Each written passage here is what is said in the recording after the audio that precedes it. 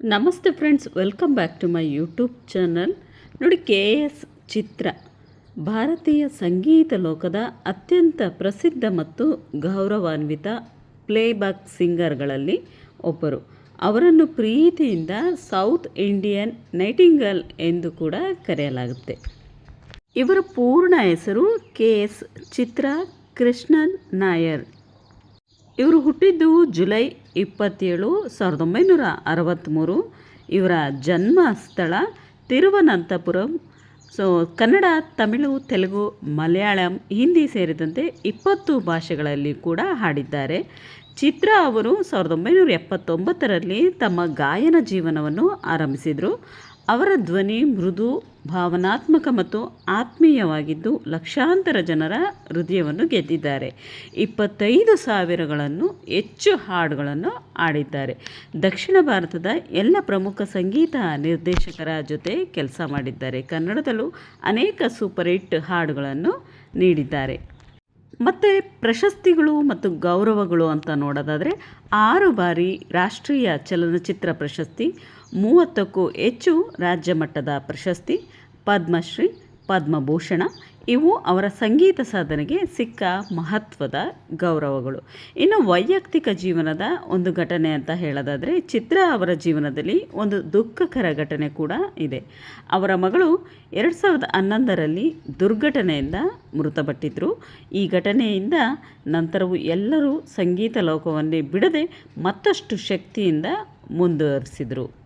ಮಗುವಿಗೆ ಏನಾಗಿತ್ತು ಅಂಥೇಳಿ ನೋಡೋದಾದರೆ, ಇಂತಹ ದೊಡ್ಡ ಗಾಯಕಿ, ಚಿತ್ರ ಅವರಿಗೂ ಕೂಡ ನಾನೊಬ್ಬಳು ದೊಡ್ಡ ಗಾಯಕಿ ಅಂಥೇಳಿ ಯಾವತ್ತೂ ಕೂಡ ಹಮ್ಮು ಹಾಗೆಯೇ ಅಹಂಕಾರವನ್ನು ತೋರಿಸಿದವರು ಅಲ್ಲ. ಇವರ ಜೀವನದಲ್ಲಿ ವಿಧಿ ನಿಜವಾಗಲೂ ಒಂದು ದುಃಖಕರವಾದಂಥ ಘಟನೆಯನ್ನೇ ನೀಡಿಬಿಟ್ಟಿದೆ. ಮರೆಯಲಾಗದ ಘಟನೆ ಅಂತಲೇ ಹೇಳ್ಬೋದು. ಚಿತ್ರ ಅವರಿಗೆ ಒಬ್ಬಳು ಮಗಳು ನಂದನ ಅಂಥೇಳಿ. ಅವರು 2002ರಲ್ಲಿ ಜನಿಸ್ತಾರೆ. ಹಾಗೆಯೇ 2011ರಲ್ಲಿ ಮೃತಪಟ್ಟಿರ್ತಾರೆ. ಅದು ಯಾಕೆ ಹೇಗಾಯಿತು ಅನ್ನೋದ್ರ ಬಗ್ಗೆ ಸಂಕ್ಷಿಪ್ತವಾಗಿ ವಿವರಿಸ್ತಾ ಹೋಗೋಣ. ಚಿತ್ರ ಅವರಿಗೆ ಬೇಕಾದಷ್ಟು ಹಣ, ಆಸ್ತಿ, ಐಶ್ವರ್ಯ ಆ ದೇವರು ಕೊಟ್ಟಿದ್ದಾರೆ. ಹೀಗಿರುವಾಗ ಚಿತ್ರ ಅವರಿಗೆ ಒಂದೇ ಒಂದು ಕೊರತೆ ಅಂತ ಹೇಳಿದ್ರೆ, ಮದುವೆಯಾಗಿ 15 ವರ್ಷ ಕಳೆದರೂ ಮಕ್ಕಳಾಗಲಿಲ್ಲ ಅನ್ನೋ ಒಂದು ಕೊರಗು ಅವ್ರಿಗೆ ಕಾಡ್ತಾ ಇತ್ತು. ಹೀಗಿರುವಾಗ ಅವರು ಸಾಯಿಬಾಬನ ಒಂದು ಪ್ರಾರ್ಥನೆಯನ್ನು ಮಾಡ್ಕೊತಾರೆ. ಅವರಲ್ಲಿ ಬಹಳ ನಂಬಿಕೆ ಸಾಯಿಬಾಬಾ ದೇವರಂದರೆ ಅಷ್ಟೊಂದು ನಂಬಿಕೆ ಇರುತ್ತೆ. 15 ವರ್ಷಗಳ ನಂತರ ಚಿತ್ರ ಅವರಿಗೆ ಮಗುವನ್ನು ಆಗುತ್ತೆ. ಆದರೆ ಮಗು ಜನಿಸಿದ ಮೇಲೆ ಒಂದು ಸಣ್ಣ ಸಮಸ್ಯೆ ಅಂತಲೇ ಹೇಳ್ಬೋದು. ಆ ಮಗುಗೆ ಡೌನ್ ಸಿಂಡ್ರೋಮ್ ಅನ್ನೋ ಒಂದು ಕಾಯಿಲೆಯಿಂದ ಆ ಮಗು ಬಳಲ್ತಾ ಇತ್ತು. ಅಂದರೆ ಒಂದು ರೀತಿಯಲ್ಲಿ ಅಬ್ನಾರ್ಮಲ್ ಮಗು ಅಂದರೂ ಕೂಡ ತಪ್ಪಾಗಲಿಕ್ಕಿಲ್ಲ. ಈ ಮಗುಗೆ 50% ಜಗತ್ತೇನು ಅಂತೇಳಿ ಗೊತ್ತಾಗುತ್ತೆ, ಇನ್ನು 50% ಅರಿವೇ ಇರೋದಿಲ್ಲ. ಅಂದರೆ ಚಿತ್ರ ಅವರಿಗೆ ಇಷ್ಟಾದರೂ ಭಗವಂತ ಕೊಟ್ಟನಲ್ಲ ಅನ್ನೋದು ಒಂದು ತೃಪ್ತಿ ಒಂದು ಕಡೆ, ಆದರೆ ವಿಧಿಯ ಆಟನೇ ಬೇರೆಯಾಗಿತ್ತು. ಈ ಮಗುಗೆ ಬೇಕಾದನ್ನೆಲ್ಲ ನೀಡಿ ಎಷ್ಟೇ ಪ್ರೀತಿಯಿಂದ ಕೂಡ ನೋಡ್ಕೊಳ್ತಾ ಇರ್ತಾರೆ. ಒಟ್ಟಿನಲ್ಲಿ ಹೇಳೋದಾದರೆ, ಏನೇ ಒಂದು ಕುಂದು ಕೊರತೆ ಇಲ್ಲದೆ ಇರೋ ಹಾಗೆ ಸಾಕಷ್ಟು ಪ್ರೀತಿಯಿಂದ ಈ ಮಗುವನ್ನು ಬೆಳೆಸ್ತಾ ಇರ್ತಾರೆ. ಚಿಕ್ಕ ಮಕ್ಕಳಿರುವಂತಹ ಪೋಷಕರು ಗಮನಿಸಲೇಬೇಕು, ಹಾಗೆಯೇ ಎಚ್ಚರ ವಹಿಸಲೇಬೇಕು.